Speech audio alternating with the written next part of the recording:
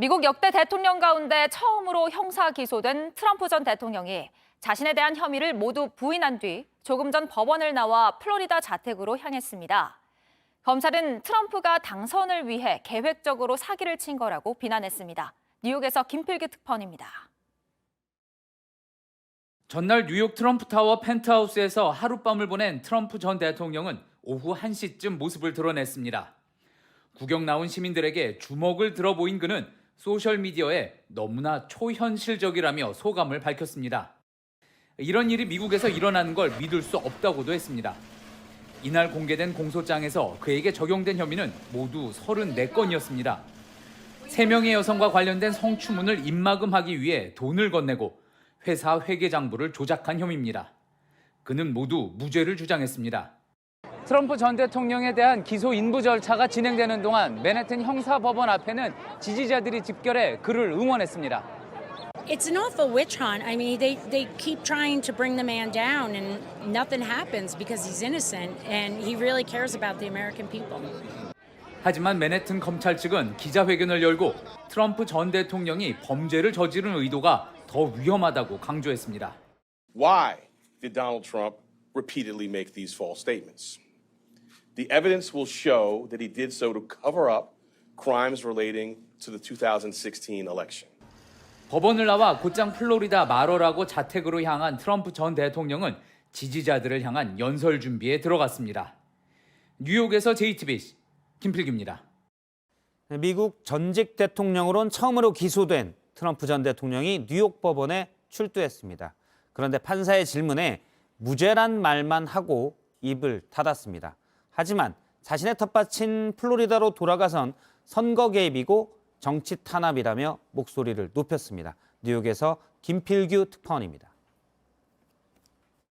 뉴욕 트럼프 타워를 나온 트럼프 전 대통령은 소셜미디어에 너무나 초현실적이라는 글을 남긴 것 외엔 말을 아꼈습니다. 판사의 질문엔 자신은 무죄라고 말한 뒤 50분간 침묵을 지킨 걸로 전해졌습니다. 법원 앞으로 몰려든 지지자들은 검찰을 비난했습니다. I love President Trump. I think he can save this country. He's done it before, and the ones that are in charge are really corrupt. 하지만 맨해튼 검찰은 트럼프 전 대통령이 결국 대선에 이기려고 범죄를 숨긴 것이기에 죄질이 더 무겁다고 했습니다. 이곳 맨해튼 형사법원에서 기소 인부 절차를 마친 트럼프 전 대통령은 공항으로 곧장 이동해 자신의 또 다른 지지자들이 기다리고 있는 플로리다 마러라고 자택으로 향했습니다. 홈그라운드에 와서야 그간 참았던 말을 쏟아냈습니다.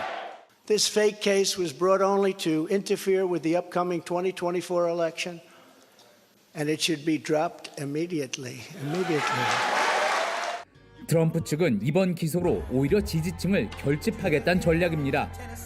범인 식별을 위해 찍는 머그샷, 얼굴 사진 촬영을 생략했지만 이미 트럼프 선거 캠프에선 가상의 머그샷을 새긴 티셔츠 판매를 시작했습니다. 뉴욕에서 JTBC 김필규입니다. 트럼프 전 미국 대통령이 기소된 이후에 날마다 발언 수위를 높이고 있습니다. 이번에는 자신을 기소한 검찰에 미치광이 변태라고 퍼부었습니다.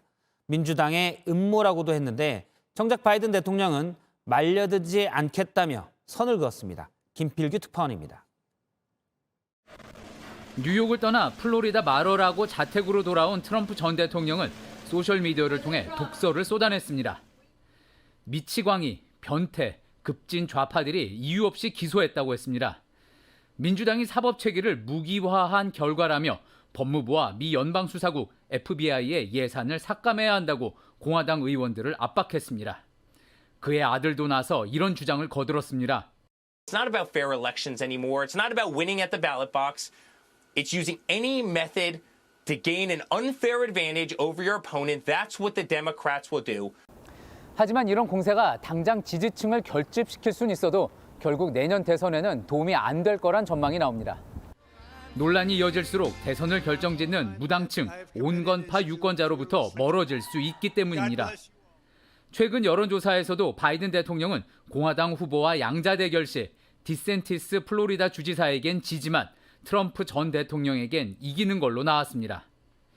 이 때문에 바이든 대통령은 트럼프 관련 질문에 말을 아끼는 모습입니다. No, I have faith in the New York Police Department. Yes. 워싱턴에서 JTBC 김필기입니다.